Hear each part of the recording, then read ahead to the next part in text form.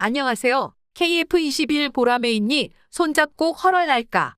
프라보어 수비안토 인도네시아 국방부 장관이 지난 8일 서욱 국방부 장관과 회담할 때 KF22 라이FX 인도네시아 측 명명 공동개발 사업에 장관으로서 최대한 지원을 아끼지 않겠다고 약속했습니다. 방위사업청 고위 관계자는 최근 한국형 전투기 KF21 보람의 사업과 관련해 인도네시아가 계속해서 공동개발에 참여할 가능성에 대해 낙관했다.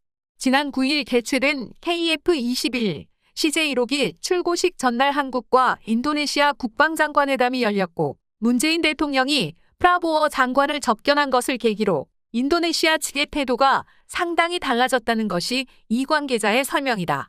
국방부는 당시 양국 장관회담 후 KFX, IFX 공동개발 사업 등 방산 분야 협력이 한국과 인도네시아의 굳건한 신뢰관계를 상징하는 만큼 앞으로도 상호 호혜적인 방산 협력이 활발히 이루어지도록 함께 노력하기로 했다고 발표했다. 방사청 고위 관계자는 이를 두고 인도네시아 측이 공동개발을 지속하겠다는 의미라고 해석했다. 인도네시아는 KF21 전체 사업비 8조 8천억 원의 20%인 1조 7,338억 원을 투자하고 시제기 일대와 기술 자료를 이전받은 뒤 48대를 현지에서 생산하기로 했다. 이를 위해 1조 7,338억 원을 개발 단계별로 분담하기로 했으나 지난 2월까지 내야 하는 8,316억 원 가운데 2,272억 원만 납부하고 현재 6천여억 원을 연체한 상태다. 한국형 전투기 KF21 보람의 출고식에 영상 축전을 보낸 조코 위도도 인도네시아 대통령 양국 간 방산 협력의 오랜 역사를 강조하며 공동개발에 끝까지 함께할 것을 약속했습니다. 경제난을 이유로 공동개발 분담금을 연체하며 갈지자 행보를 보이던 인도네시아와의 방산 협력 갈등은 양국 정상 간 합의로 일단락됐습니다. 인도네시아에선 KF21 공동개발과 연계하진 않았지만 식량 기지 사업에 협조를 요청했고 이에 문재인 대통령이 좋은 경제 협력 모델이라며 화답한 것도 긍정적인 영향을 미친 것으로 보입니다.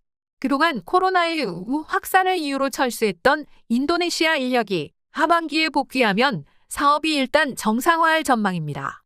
방위사업청은 경남 사천 한국항공우주산업 카이에서 보람의 개발 연구에 참여하다가 지난해 3월 코로나19 문제로 철수했던 인도네시아 기술진 114명도 하반기에 복귀할 전망이라고 밝혔다. 인도네시아가 사업에서 발을 빼는 게 아니냐는 목소리가 나왔지만 프라보어 장관의 방안을 통해 이 우려는 어느 정도 해소된 상태다. 프라보어 장관은 8일 문재인 대통령을 예방한 자리에서 전투기 프로젝트를 비롯한 한국과 협력 사업들이 성공해야 한다고 생각하고 있다. 한국 국방장관과 방사청장이 좋은 분들이기 때문에 어려움과 장애물을 극복하기 위해 노력할 것이라고 말했다. 프라보어 장관이 국방장관 등을 좋은 분들이라고 언급한 것은 향후 진행될 분담금 조정 협상에서 한국의 양보를 강하게 요구할 것임을 암시하는 대목이다. 정부는 일단 인도네시아 쪽의 요구대로 협상에 나선다는 입장이다. 방사청 관계자는 인도네시아가 경제가 어렵다고 해 분담금을 한 번에 받는다는 건 무리가 있을 수 있다. 우리 예산이 허용하는 범위 내에서 지급 스케줄을 협상해야 할 것이라고 말했다. 협상이 이루어지면 분담금 납부 일정 조정뿐 아니라 20%로 합의된 분담금 비율 깎아주는 방안에 대한 논의도 이루어질 것으로 보인다.